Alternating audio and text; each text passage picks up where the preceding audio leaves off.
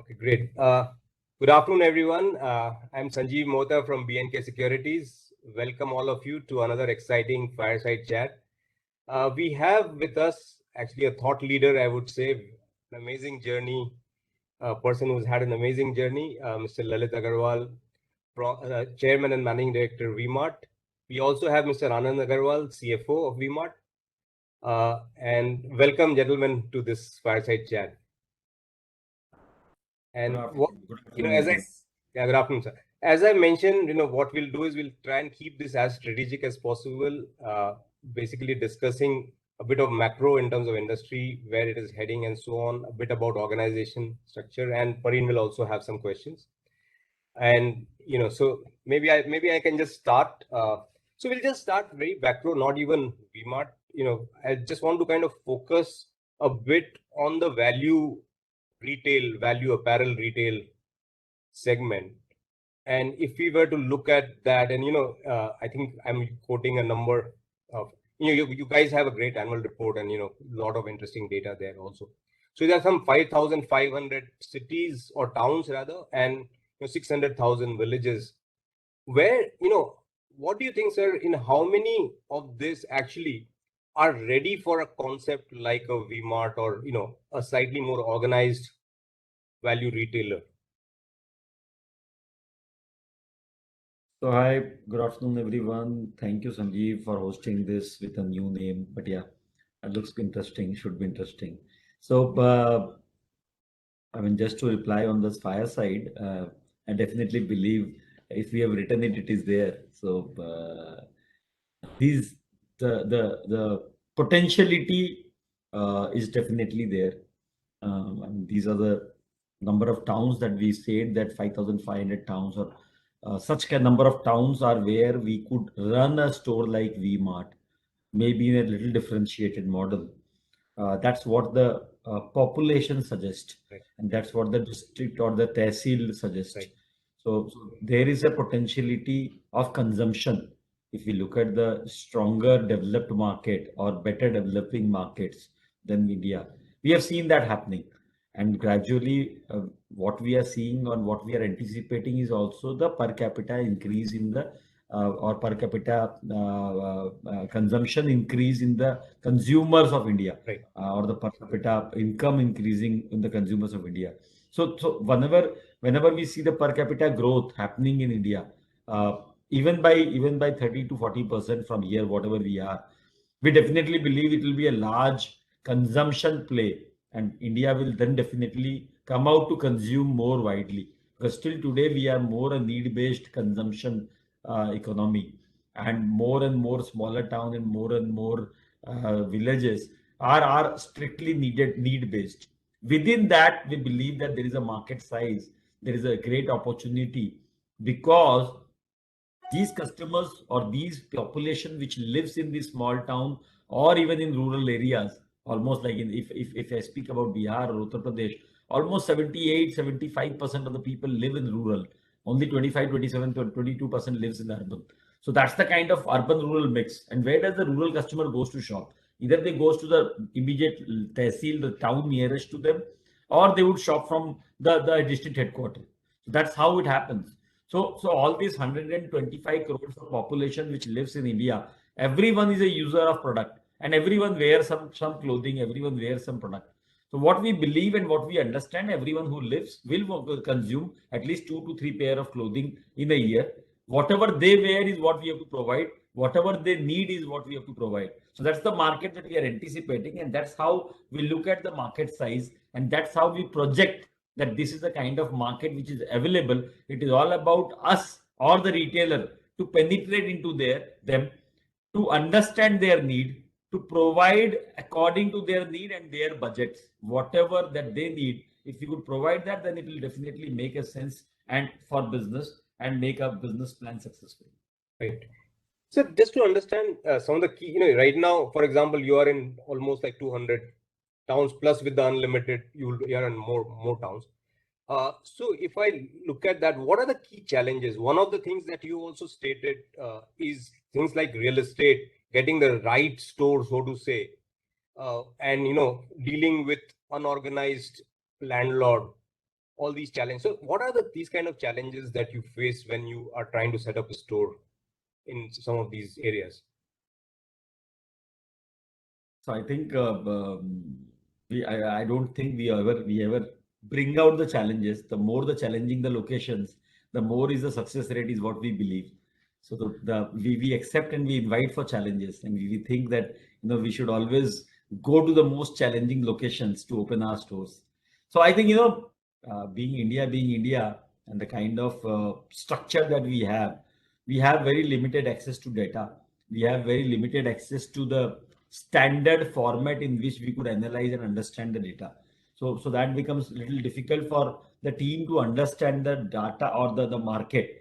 So you need to get into the core of the market. You need to go and assess yourself the kind of universities, or the kind of court, or the kind of offices, or the kind of retail which exists there, which is driving economy there, which is driving consumption there. So those are the first few things. Then is because these smaller towns are not so developed, you don't get too many such good properties which are made up for large stores, or for the stores of our kind. So you need to talk to those landlords, those players, and those people who could then build a specific place for you. That's how, because there are not too many developed or organized developers, or organized malls which are available, which is easy. So you need to build up a relationship with this family, and the family who owns a good amount of land in a prominent position. You start working with them to build a building, or if we start thinking of building a building, then we convert that to our use. I think other than that, it is largely about the way the India behave in terms of the law and order, state-wise law and order, district-wise law and order, panchayat-wise law and order. So it is all related to that those hierarchy of law and order, and multiple standards of regulations and standards of opening a store. So there are those standards that one needs to localize, and one needs to regionalize and follow them, so that you are able to open a store. It is not a standard framework wherein you go and you do the places, and you apply for licenses, or you apply for the kind of permissions that you need. So there are some of those pieces which could be called challenges, but are definitely solvable, and are being solved by us or our team very nicely. So I would not call them a big challenge, but these are challenges which are not so standard is the challenge. So Right. other than that, I think right from power availability to maybe the continuous availability of the light, the continuous availability of a help. Everything could become a challenge. The law and order situation, the way people behave, those. But largely we have seen it is not a jungle raj. It is not lawlessness. There is definitely good set of people, good set of operations, good set of hierarchy which is operating, and that's how India works, and that's how India rocks. So I feel there's a large opportunity. One is to understand with a mindset of bettering it, and doing it, not with a mindset of finding fault. That's how our approach is, so that we are able to succeed. Right. So with online becoming, and especially COVID led to a bigger online push, and also, digital adoption in villages also, and, very fast adoption relatively that has happened. Do you think that the model needs to change a bit in terms of how, you've been doing, let's say, 8,000 square feet store, or, what does that need to change as you go to different towns or smaller towns?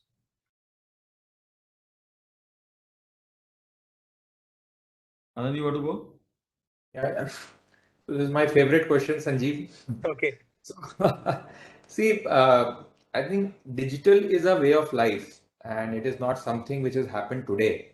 And I think we are all waiting. We are all, anxiously looking forward to an opportunity where we can service that same customer, or maybe also a new customer through an additional channel, or through also a new channel. Uh, there is a class, there is a segment of people which is not even seen unorganized retail or organized retail today. There are, multiple strata of people. India is a very, very huge country, and as we are moving forward, we are realizing that despite the advent of digital and online, there is still a very, very large set of consumers which has not even shopped from a big decent shop so far. But having said that, I think we can also not ignore the writing on the wall that there is a world which is moving towards digital in a far greater stride, and it will definitely require a lot of tweaking in the way that we work. In fact, I think we have stopped ourselves calling ourselves, like offline retailer. We now call ourselves omni retailer. Right. And it's just a way of how we, put adjectives or how we start thinking in our mind that what is the customer that we want to address.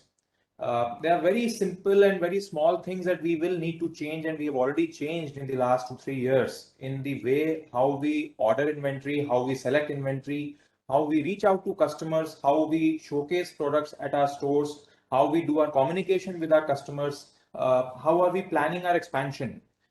Which cities will we want to have bigger stores, which cities we will want to have smaller stores, which cities we will want to go into, which cities we will not want to go into. So there are so many things which digital has changed, and I think it starts with the mindset. And you are absolutely right. It is not a 0 or 1. It is not like either we will be digital or we will not be digital. The truth is somewhere in between. So if you look at any big online retailer of the world, they are also moving towards physical. And if you look at any largest, physical offline retailer of the world, they are also moving towards digital. So the reality is somewhere in between. Now, whether it is going to be 70-20, 70-30 or 30-70, I think it's only time will tell. But nobody can say, and including a firm like yours, that you will always remain only in physical domain and only work in physical offices. So it's a truth for everybody, and we are not different. But we are making changes. We have already made a lot of changes, and we are making very distinct and very particular strides towards not just calling ourselves phygital, but we are making efforts to make ourselves much more accessible to all stratas of customers, whether in digital form or physical form in variety of geographies. So far, let me just give you a context. So when we launched our online operations almost 1.5 years back, we launched with probably 20 stores where our products were also being serviced to customers or distributed to our customers only from 20 stores. Today we have developed that capability for almost all our stores. Not that we have launched it at all our stores, but we are working towards making sure that if we have to turn the tap, it should not take us too much of time. That is the kind of capability that we are building at the back end. That is the kind of operations, rule book or the operational efficiency that we want to bring in, so that we are able to deliver the fastest to the customer at the least possible cost. Because these are the two biggest challenges if you look at the online commerce piece. And that is what, with our large presence across 200 to 230 odd towns, that we want to bring the difference to for the customer, not only from a commercial or a profit orientation, but also for the society and also for the customer. So there are many small things which are happening and which are making this change happen. Right. So, but the question that that I have here is, if I look at value retail and there the role of digital, because even right now, from whatever I have read, it's like you are still about 1% digital on your fashion retail. From what I understand, maybe I'm wrong. Maybe it's gone up a bit for last. So and we were talking to one of your competitor, may not be competitor exactly, but a competitor who's also has a value retail part, and they are saying the pricing is so sharp that it's not easy to do digital in here. So, so how would the value retail digital side, would that be much smaller always compared to the higher end one? So Sanjeev, again, there is no right or wrong answer. So Right. today, when we look at things in perspective, with the kind of evolution that has already happened in India in the online space, I think the cost of acquiring a customer is so high, the cost of servicing an order is so high, that we are not able to afford a value retail kind of an offering for an online order with a profit motive. Now, that is a reality how this segment has performed so far. But to say that this is going to remain forever, I don't think so. As the economies, as the volumes go up, there will come more disruptive models where we will find better ways of acquiring customer, or even customers will find better ways of looking at products which are at value pricing on the online format. Today, unfortunately, the way e-commerce has evolved, the low price points are mostly populated by discounting platforms. They are not, populated by honest price offering at a good price, which is what our format stands for. And therefore, it becomes very difficult to, do a commercially viable operation at a 200 or 300 rupees average selling price with a cost of customer acquisition which is upwards of 200 rupees or 300 rupees. Yeah. Now, there are significant challenges, and if you look at any of the marketplaces also, the product range that they have, which is below, let's say, 300 rupees, is very, very dismal. Yeah. Now, most of the marketplaces also recognize that the way to really get this market or make a mass appeal into this market is going to be through a value offering. So Right. again, this model, I think we will need to either charge the customer, and the customer will also need to understand, like it has happened in the rest of the world. If you look at the American market, there was a time 5 years back when that market was also populated with very high level of discounting. And today that discounting is no longer there. Today it's more like a transparent pricing and a transparent shipping cost. Now, I think there will be a time where we will find that economy also which can work for us. But as of now, definitely for a value retailer, for a sharp price offering, it is definitely very difficult unless you are able to charge differential pricing to the customer. So if you were to hazard a best guess that over 5 years, what kind of digital, let's focus on just this segment, and of course you can have more segments 5 years down the line. But if on this segment, even 5 years down the line, do you think this number can be more than 5-10% from your perspective on digital, or what's your sense? I'm sure we are definitely targeting more than 10% in 5 Right. years. I have no doubt in my mind that it will not be less than 10%. Now, Right. whether in the same format, whether we, evolve, or whether we discover new ways of offering a different product portfolio to the customer, I do not know. But definitely, I think for any decent size retailer, less than 10% digital offering will not be possible. Sure. So moving to your strategies, like you've had this cluster-based approach of expansion and so on. Has that changed because of COVID? Is there, or any other thought, or because of digital happening or anything? Is that going through a change, or you think that is still the right approach to expand? So, Sanjeev, these are, I would say COVID or related challenges are slightly tactical, while they have definitely influenced the way that we work in the short run. But I think our long-term trajectory and the strategic motives remain extremely intact. We have found certain wisdom in going through a cluster-based format, and we have definitely seen more benefits than pitfalls of getting into this way of expansion. And even our entry into South India through Unlimited is also not very different. So we Right. are always a very high proponent of cluster-based expansion policy, and we will continue to do work like that. I don't think COVID or no COVID is going to make us change any of our these kind of principles. Sure. No, so you brought up Unlimited. I had a question much later on that, but let me just go on Unlimited right now. So Unlimited, you've added, South now, which is a geography, clearly great fit from a geographical perspective. Also, I guess what you've paid per store also looks like, absolutely in your strategy ballpark of 1.5 to 2 crores per store that you'll talk about. But having said that, on the other side, they have quite a few stores in Hyderabad, Bangalore, Chennai, which are all tier 1 cities. So, which is or metro cities actually, not even tier 1, they are proper metro cities. How, is there a change in strategy on that? How are you guys thinking about it? No, I'll also want Lalit to answer this, but from my perspective, I can just say that there is definitely no change in strategy. I think the way we looked at this acquisition, was more of a asset purchase, of more of a establishing a presence in South India, more of acquiring know-how, more of acquiring a team which has been there, done that, and knows the cost of doing business. Obviously, had we gone solo, and which was always in our plans, we had always wanted to get into South India, but always through creeping kind of a cluster-based expansion model that we always followed. We would have also, opened X number of stores, made some mistakes. The cost of learning would have been, Y, and so on and so forth. But I think the way that we are looking at this model is not only to run these 74 stores that we have acquired in South India. I think the bigger motive and strategy behind this is to use this, platform to grow from 74 to 200 or 300 in the next 2 to 3 years. And we understand the tier 2, tier 3 market.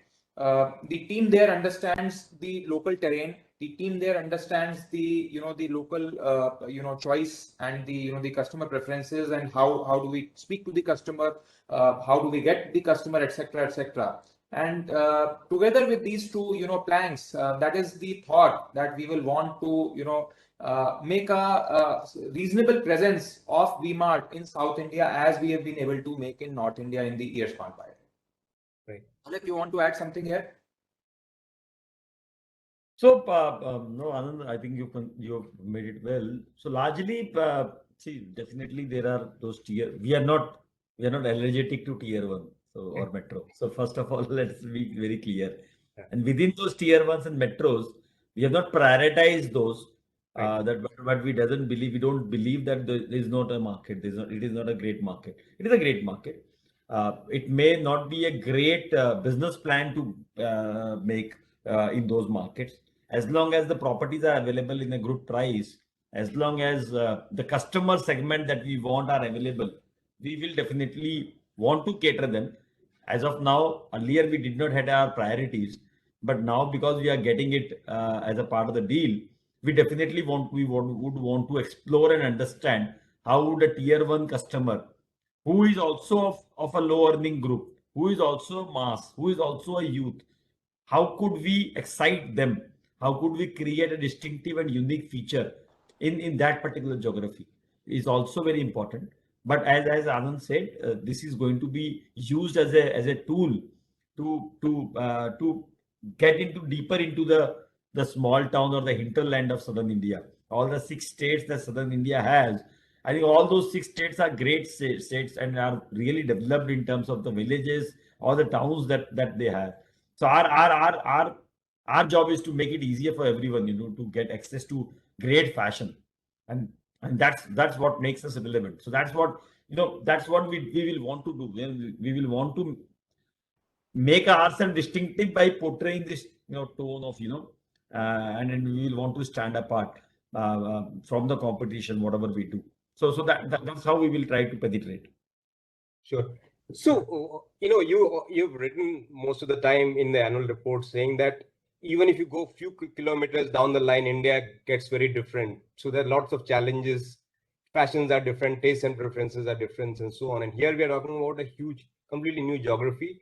And while you say that the people there understand that business, problem is that has been a loss-making business, right, so far. So by your judgment, you think that you'll be able to take that same group of people and turn it around. So what gives you that confidence? See, I mean, see, the point here is, Sanjeev, that there is a market everywhere existing. Right. And there is a retail which is existing. And these markets are, I would call, much more better developed markets than those Bimaru states market. They are also, their per capita income as well as the expenditure or the consumption of the customers are much higher. The acceptance of value retail would be much more larger. The kind of taste and the preference that the mass there would have could be much more liked by the kind of product that we provide to our customers. I definitely believe there is a scope and there is a opportunity which is available. It definitely is going to be a challenge to try and understand your customer, bring in efficiency, generate higher sales and higher profitability by inviting youth and the mass community which is available. So the problems and the key things which maybe Unlimited team could not drive or were not able to concentrate on, we will want to behave and act the way in which we have done in our past and try to bring in or bring the attention of the masses as well as the youth. So I think that will be our strategy. We will definitely have to work along to in the next 18 months to try and see that we are able to do a change. And we believe there are a lot of synergies that we will be, some of them we will retain and some of them we will bring what we have learned in our markets and our business in VMart. Those should bring in a new set of customers and excite the customer for the value approach that we will be providing. In the value approach, our objective should be to provide product at a lesser or a better value to the customer with a better sense of designs and better sense of fashion that those customers want, not that we want to give. Sure.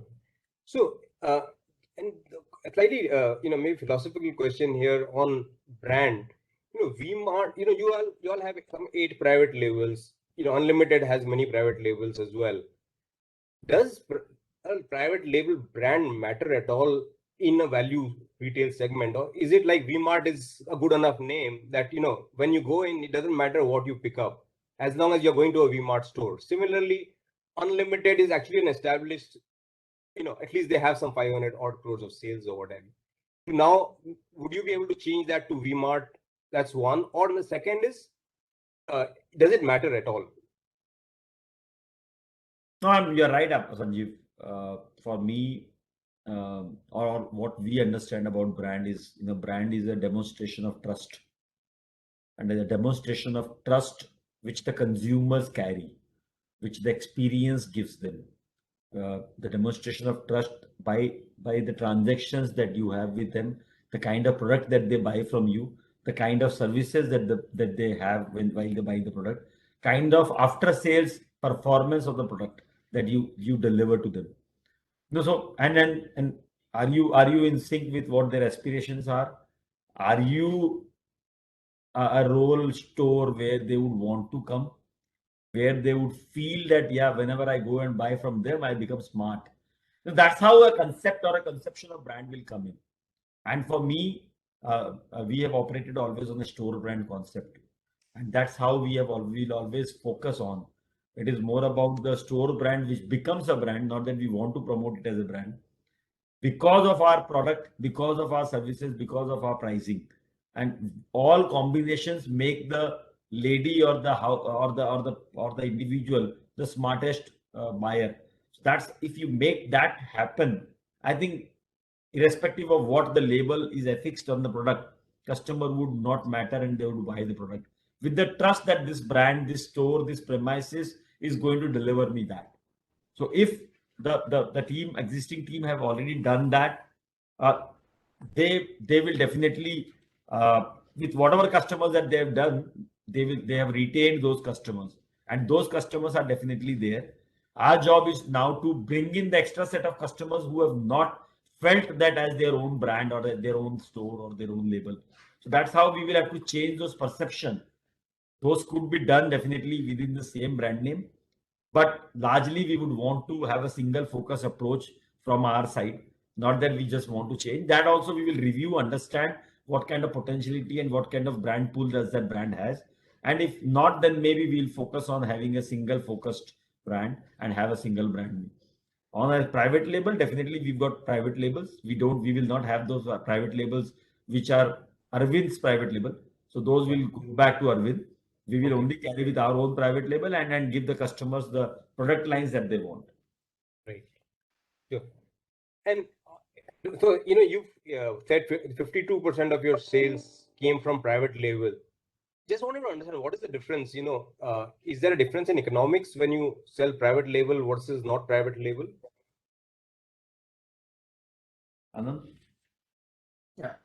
So, Sanjeev, I think the way we look at market, private labels is not really from a price differentiation, but more from a product differentiation and more from establishing a loyalty connect with the customer, whereby we are able to provide a different or a particular kind of quality or a silhouette or a kind of a story which is packaged together always in one kind of a private label, and for which we want that customer to keep coming back to a V-Mart store looking for that particular kind of design, which therefore by definition is not available, let's say, in any competing or nearby store. Right. So that is the way we look at the whole concept of a private label.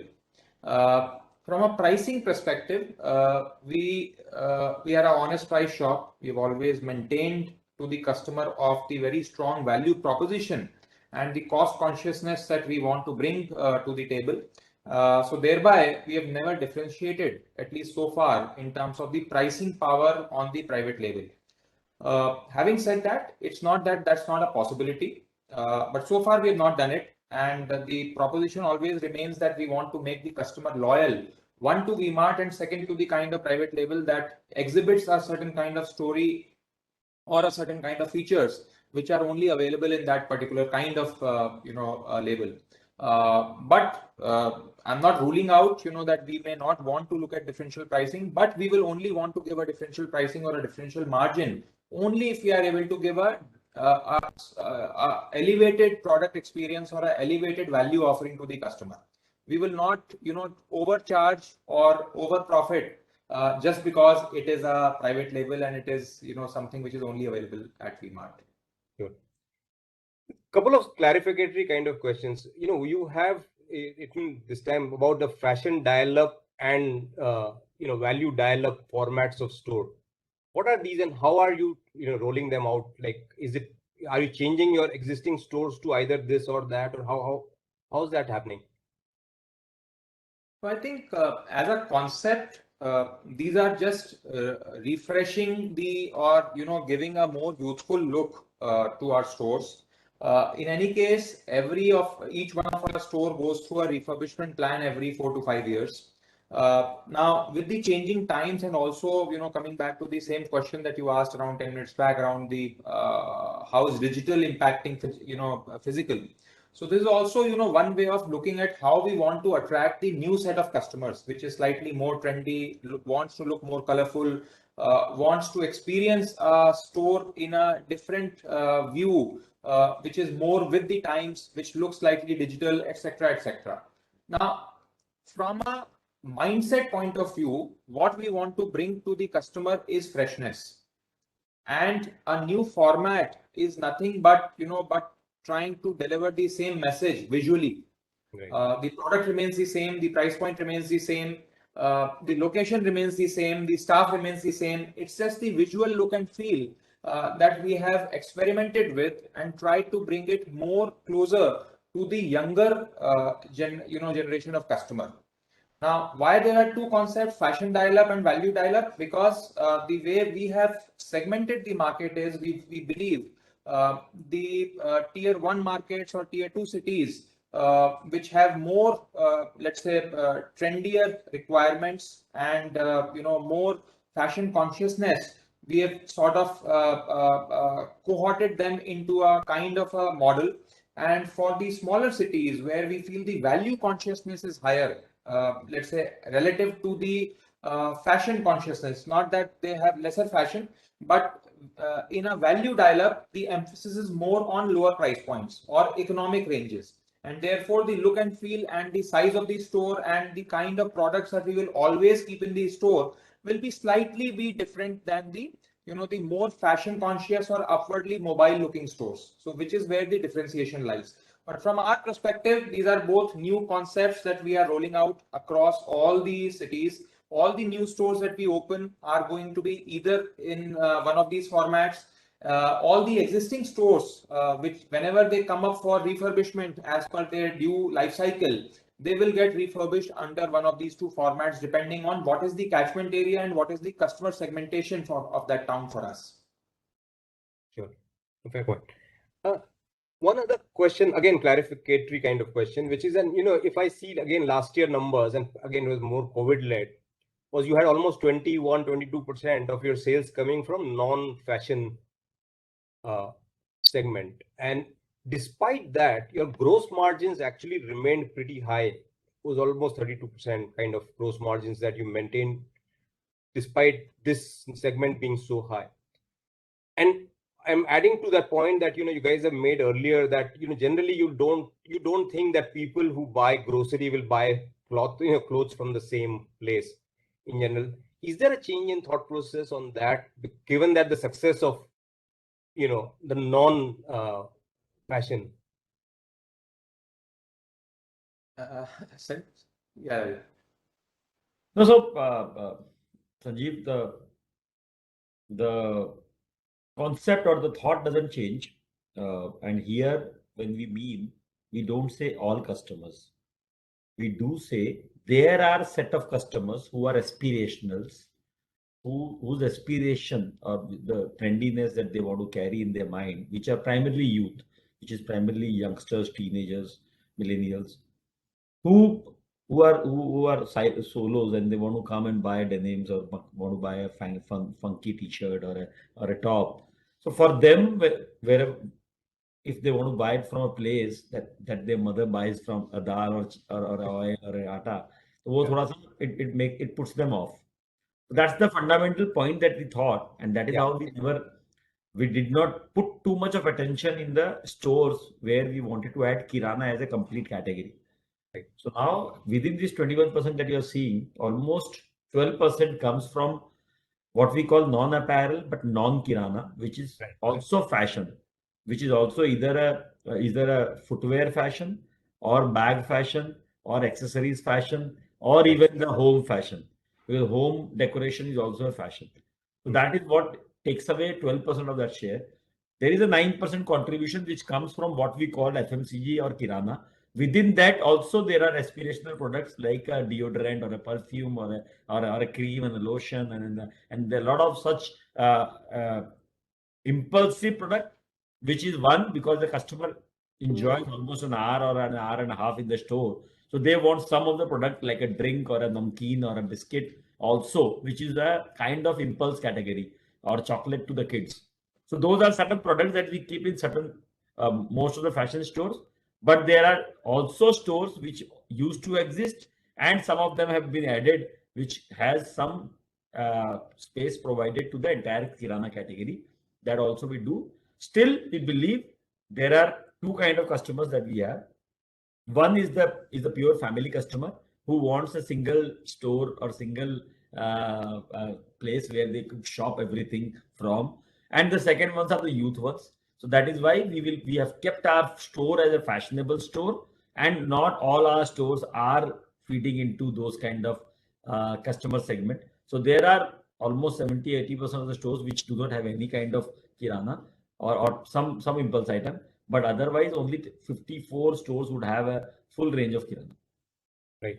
So going forward, I think this was, so you would say that to some extent this higher number was an aberration, and as things kind of normalize, you'll go back to a slightly lower level of kirana. I would not call that, but this is what you would see. I would say still there are locations where we would want to, our business is to provide convenience to the customer. And if there is a need in that market, because if the kirana guys are charging them very high, and if there is a need that those places have, and if we could provide them a convenience and there is an availability of those kind of footfall, we would also not completely rule out not opening a store with kirana, but that's not a part of our priority strategy. That's only if there is a need. Sure. So my last question, sorry, before I hand over to Purin. So, just understanding store economics, when you say 1.5-2 crores, it includes inventory of a store. What kind of payback is there, and what makes you close down a store? So you closed down, let's say 7 stores last year. What is that decision? When do you pull the plug?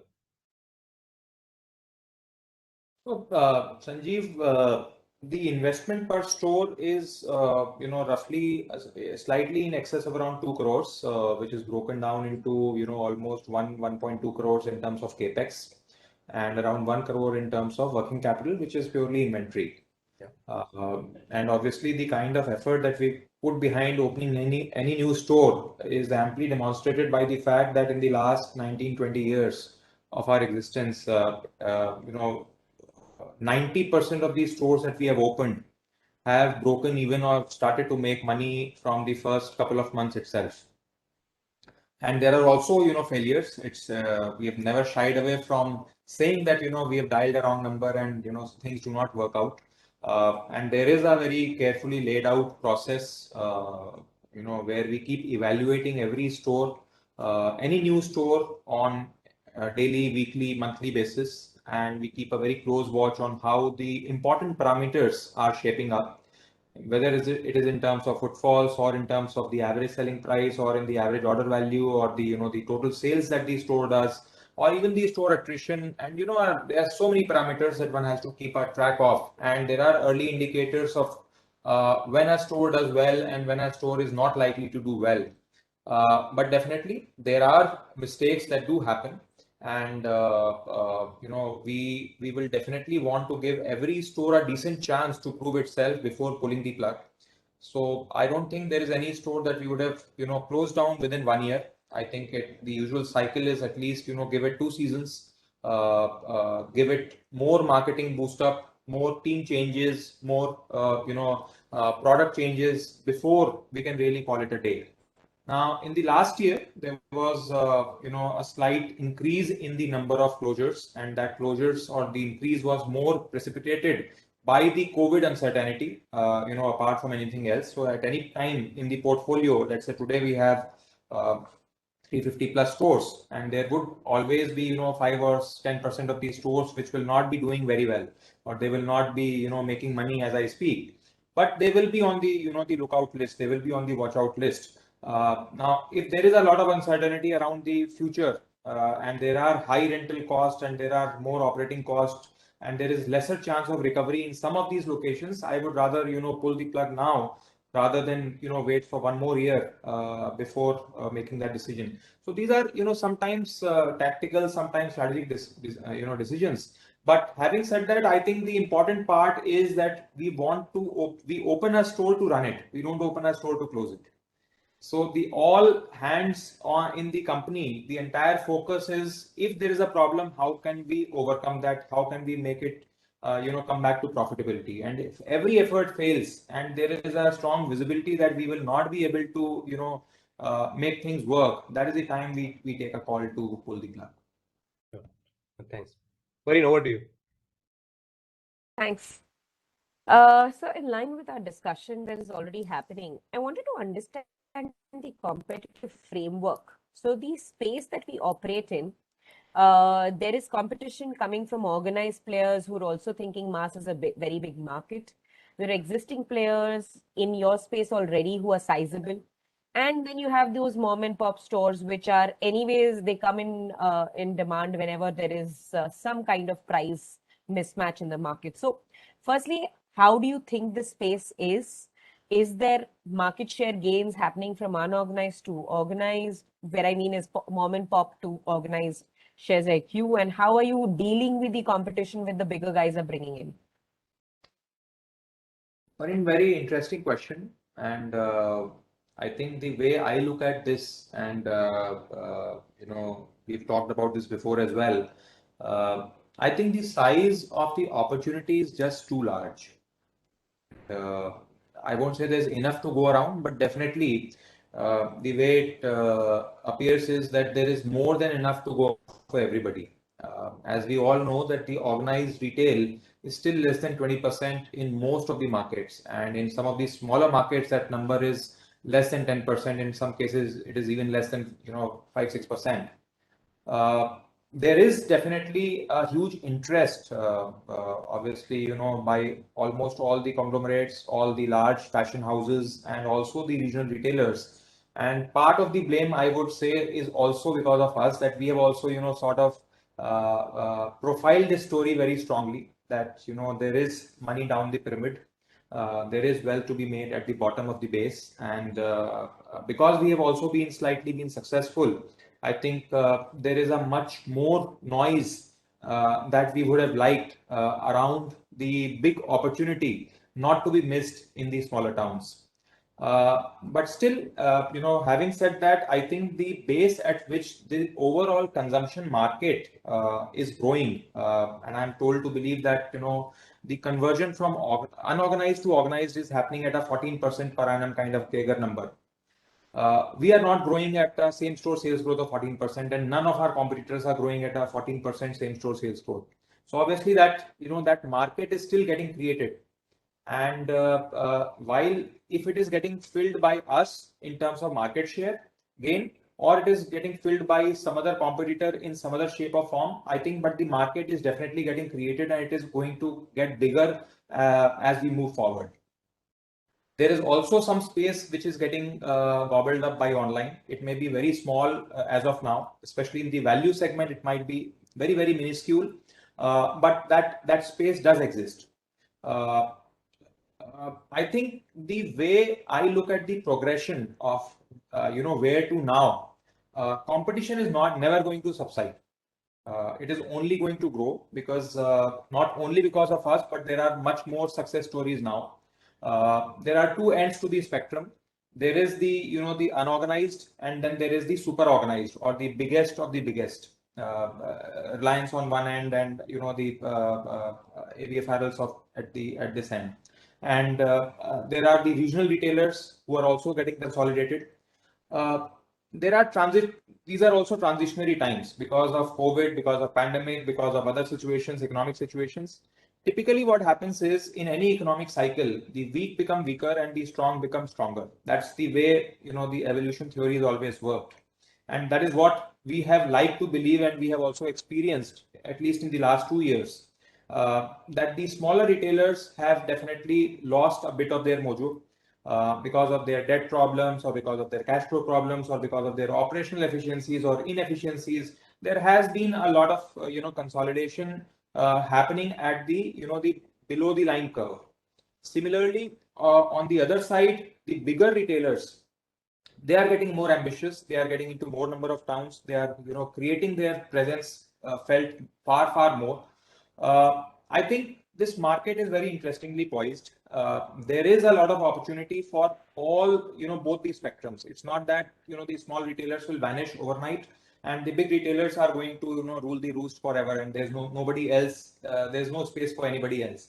I don't think that's the kind of situation it can ever exist. We are in a situation where the way we look at the market is how much market share can we gain, and that is what we are constantly aiming at and getting in most of the markets where we operate. And that is the key point that we look at.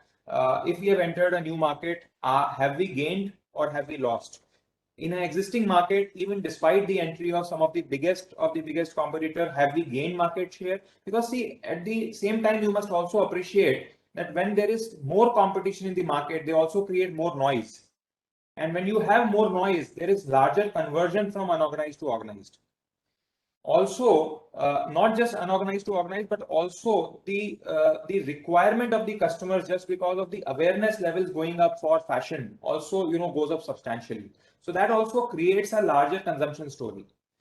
But I think just to sum up the answer in a small sentence, I think the market is too big.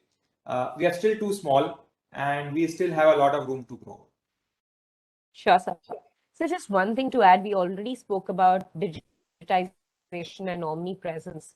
So a lot of competitors in a similar value space that we are in do comment that being on third-party portals or channel providers is not a feasible and a more fungible option for a long term.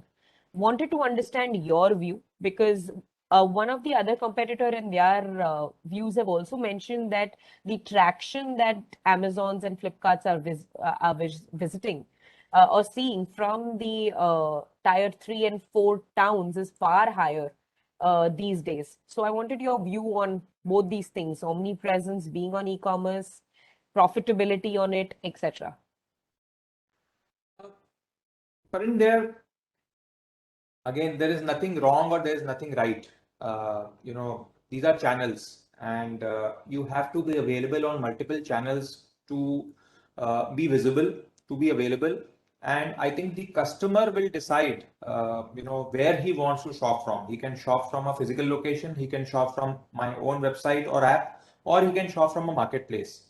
I don't think we are in a position, or for that matter, anybody is in a position where he can call the shots and say that I will only be available on Amazon. Maybe a Apple can say that I will only be available on apple.com, I will not be available anywhere else. But I don't think that's a luxury that many of us enjoy.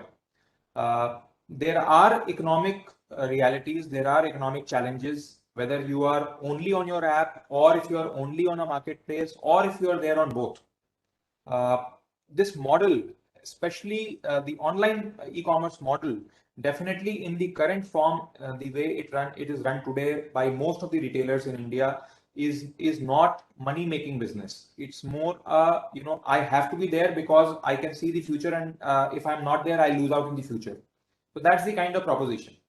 Now, there are grades of gray hair, how much money you are going to lose or how less money you are going to lose. The difference is there. So from a presence perspective, I don't see any salvation that if I'm not there on a marketplace, it is going to help me financially, or if I'm there, it is going to make my business case very strong. It is more like a future strategy of being available and being present. It's like Omni. So Omni, you have to be everywhere. You can't decide that I am going to be only in Chandigarh in sector 17. I won't be there in Mani Majra. So you have to be present if you have to address a larger segment of the customer. Got it. Sanjeev, up onto you now.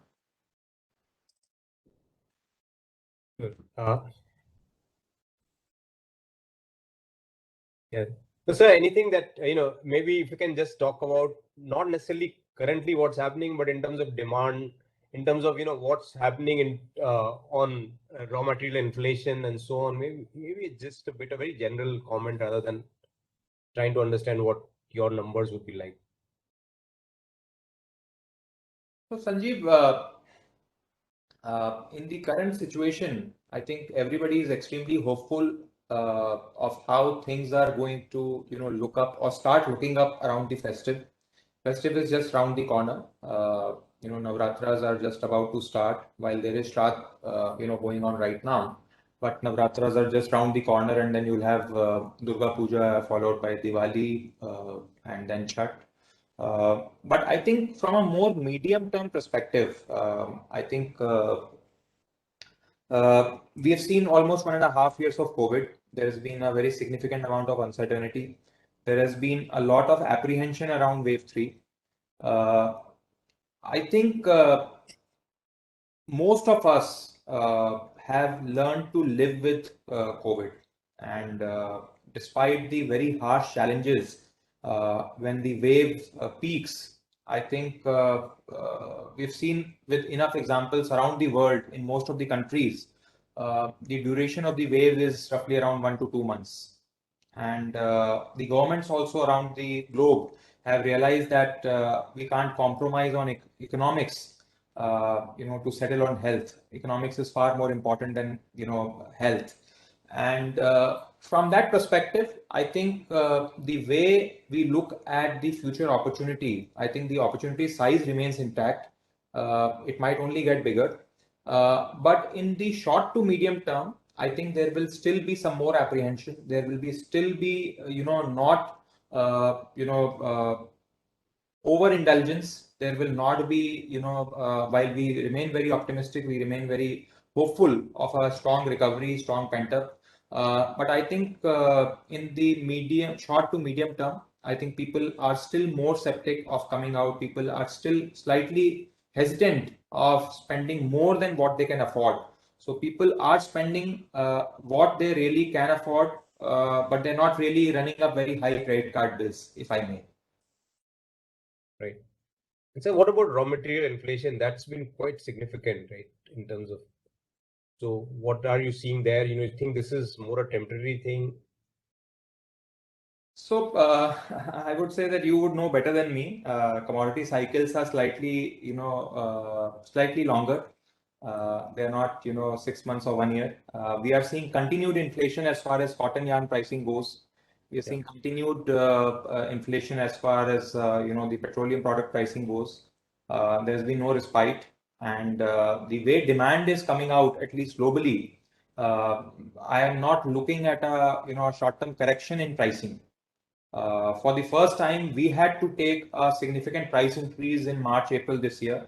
There's been an announcement by the government GST Council just a few days back around the increase in GST rate from 5% to 12% on sub 1,000 rupees products, which is going to be in effect from January, which will therefore entail a further 7% increase. Now, you look at the wide market for cotton-based products, and you're straight away looking at a 15% year-on-year price increase. That's a huge increase. Now, obviously, it will have its repercussions, but I think the commodity cycles, coming back to, I don't see a respite in the commodity pricing in the near term. Add to that is the inflationary pressure, which will be a spiral effect from some of the other parts of the economy, some of the other parts of the ecosystem, which will further make the economics look slightly bad. So my sense is that a lot of GDP growth is going to come from price-led inflation across sectors. Sure. So last question before we let you go is that on capex. So is the unlimited takeover a substitute for what you're going to do in the core markets, or that's a separate strategy and core markets remain as strategy where you continue to grow? And also in terms of capex, would you now need to put much more on the IT infrastructure and on supply chain and so on? Just some thoughts on that. So first of all, South India and Unlimited also is part of our core. So there is no, it's just one of the zones. So we earlier used to work with 4 zones, or our geography was divided into 4 zones. South India is now one more zone. So we now work with 5 zones. And each zone has its own expansion targets, has its own team, has its own capex spend as well. So therefore, like in the rest of the India, we will continue to expand in South also, and not just in the pre-existing UP, North, East and Central zones. We will continue to expand also in South zones. The money that we have earmarked for expansion remains in line with our original thought. We keep on expanding at 20% on retail area year on year, and that is what we have been doing for the last many years, which we will continue to put forward. On the digital spend, digital capability spend, I think even before the Unlimited deal was announced, when we had got into our fundraise sometime in January end this year, one of the stated big reasons of our fundraise was increasing our capabilities around digital, and that remains a key focus area. And I cannot quantify, but definitely a large part of our mind share, more than money share, is going to get spent on increasing our digital transformation, increasing our digital capabilities. Right. So yeah, just clarifying that. So are you saying that the 150 crores that you spent here, which is actually already increased maybe 20% your current, so this year kind of you're done or more than done from expansion? Is that what you're saying? No. So no, the expansion for rest of the markets in terms of new stores continues the way it was going. Right. We will add at least 40 to 50 new stores this year. I think we've already added more than 21, 22 already. So we should be having at least 40 to 50 new stores in rest of the markets apart from South India, as we've already discussed in the past. Sure. Fair point. Lalit ji, any last thing that you want to kind of add and say?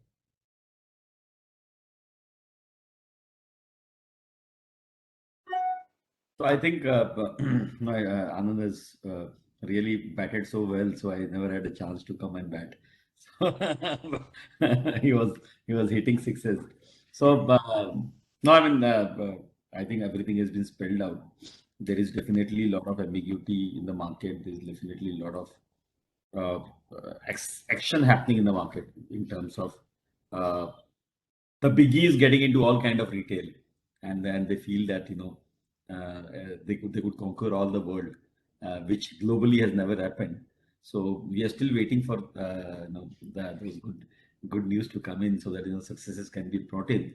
But yeah, definitely there is a lot of action, and action brings in a lot of as Anand said, a lot of excitement in the market, both from the aspiration point of view as well as from the conversion point of view, from traditional or non-conventional to the organized retail.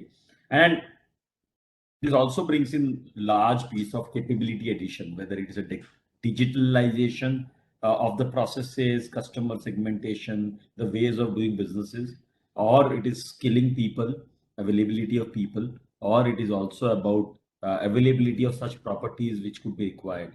So I think, and then the vendor base, which India is still hovering and wanting to become a larger vendor base apart from export. India in domestic don't have too many large factories. So I think, those are the areas which will bring in improvement, which will bring in employment, which will also bring in more capability to some sharper retailers and efficient retailers. So we want ourselves to be placed on that, so that we could actually use the ground which is laid out by a lot of our peers as well as us. So we'll definitely create those grounds and make a great organized retail story in India. That's how we are placed. Sure, sir. Thank you very much, and all the very best, sir. And we'll be in touch. Thank you, sir. Thanks, Thank Anand. you. Thank you. Thank you so much.